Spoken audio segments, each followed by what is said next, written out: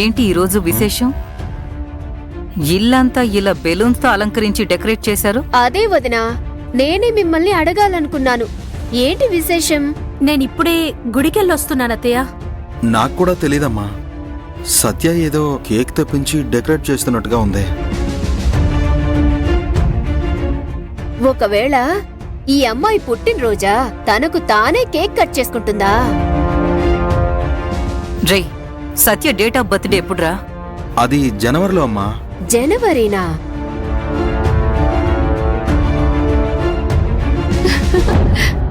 Good morning aunty.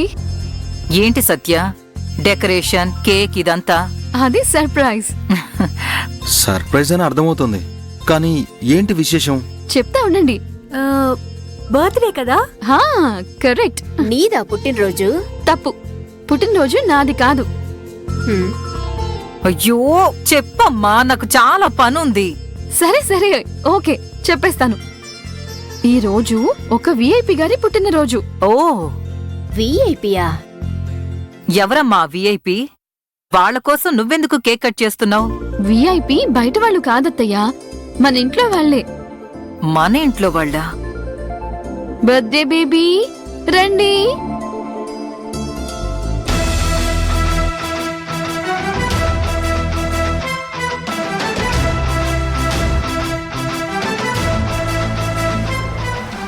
ఎవరూ expect చేయలేదు కదా, ఈరోజు పార్వతి అక్క బర్త్డే. అయ్యయ్యో, ఈవిడదా ఈరోజు బర్త్డే? ఈవిడ కోసమేనా ఇంత ఆర్భాటం చేస్తున్నావు నువ్వు? పార్వతి అక్కేమీ సాధారణమైన మనిషి కాదు. తను నన్ను ఎత్తుకొని పెంచింది.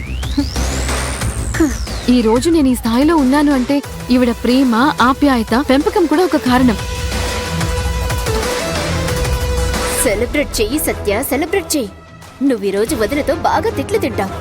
పని వాళ్ళని టచ్ చేస్తేనే వదిన శానిటైజర్తో చెయ్యి కడుకుంటుంది. వాళ్ళ గాలి తగిలితేనే 3 సార్లు స్నానం చేస్తుంది. నువ్వది తెలుసుకోకుండా పని మనిషికి బర్త్డే సెలబ్రేట్ చేస్తున్నావా? ఈ రోజు నీ పని అయిపోయినట్టే సత్య. అత్తయ్య, ఈవిడ బర్త్డే కోసమే ఇప్పుడు మనం కేక్ కట్ చేసి సెలబ్రేట్ చేసుకోబోతున్నాం. అక్క, వాళ్ళందరూ వచ్చేసారా?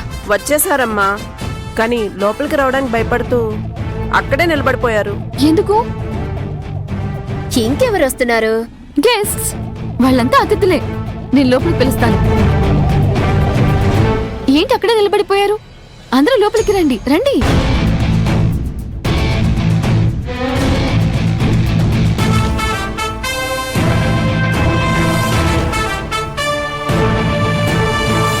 అయ్యో,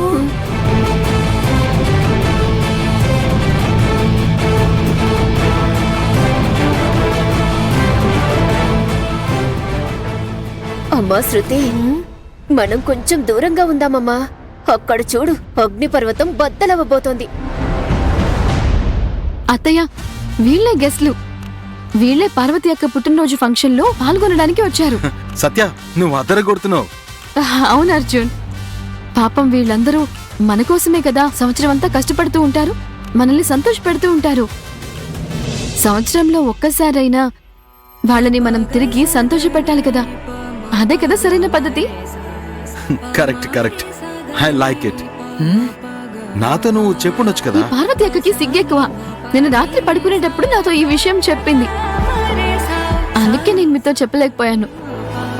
సర్లే, అందరినీ సర్ప్రైజ్ చేద్దామని నేను అలాగే వదిలేశాను.